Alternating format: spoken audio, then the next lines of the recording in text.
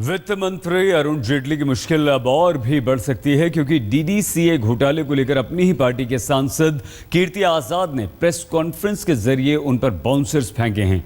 CD और दस्तावेज को रिलीज कर कीर्ति आजाद ने डीडीसीए में जेटली के कार्यकाल के दौरान करोड़ों की हेराफेरी का आरोप लगा दिया है।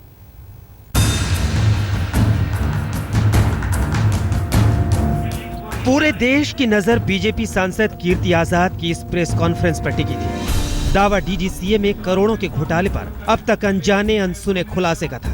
5 हिस्सों के पैकेज में तैयार सीडी और दस्तावेजों की शक्ल में बाउंसर फेंकना शुरू किया, जिसके निशाने पर सीधे वित्त मंत्री और पूर्व डीडीसी अध्यक्ष अरुण जेटली थे। सीडी के साथ 15 पेजों का आरोप पत्र भी दिखाया गया, जिसमें जेटली के कार्यकाल में डीडीसीए के ठेके दिए जाने में फर्जीवाड़े का दावा था।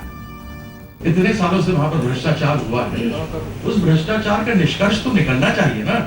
अगर केवल एसएफआईओ जाकर कहे कि यह फाइनेंशियल इरेगुलरिटी है, तो उसकी क्रिमिनल एस्पेक्ट अब सीबीआई देखेगी। Prevention of money laundering act DRI को लगना चाहिए, डायरेक्टरेट ऑफ रेवेन्यू इंटेलिजेंस, कि ये देखे कि वो फ्रॉड कंपनी थी, पैसा का ट्रेल क्या है, वो पैसा गया है तो किसके यहाँ गया है, कैसे गया है। आजाद ने विकीलीक्स फॉर इंडिया और सनस्टार के जरिए तैयार की गई रिपोर्ट के आधार पर दावा किया कि कुल 14 फर्जी कंपनियों को करोड़ों का ठेका दिया गया और फर्जी बिलों के जरिए बड़ी हेराफेरी हुई। वित्तीय अनियमितता में करोड़ों के सामान को लाखों का दिखाया गया।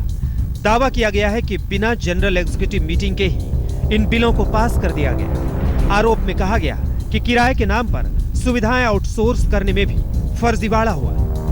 कीर्ति आजाद ने कहा कि 2011-12 के डीडीसीए की मीटिंग में उन्होंने जेटली को घोटाले की जानकारी भी दी, लेकिन उन्होंने पर्दा डालने की कोशिश की। Forged fraud proxy is here. Please don't use such language.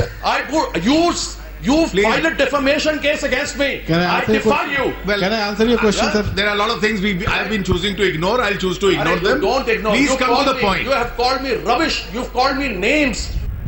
Kirti Azad ने प्रेस कॉन्फ्रेंस करके जेटली के खिलाफ मोर्चा मजबूत किया है, लेकिन कीर्ति के दावे को ही हथियार बनाकर आम आदमी पार्टी ने भी वित्त मंत्री की तुलना कॉमनवेल्थ गेम्स घोटाले के आरोपी सुरेश कलमाडी से कर दी।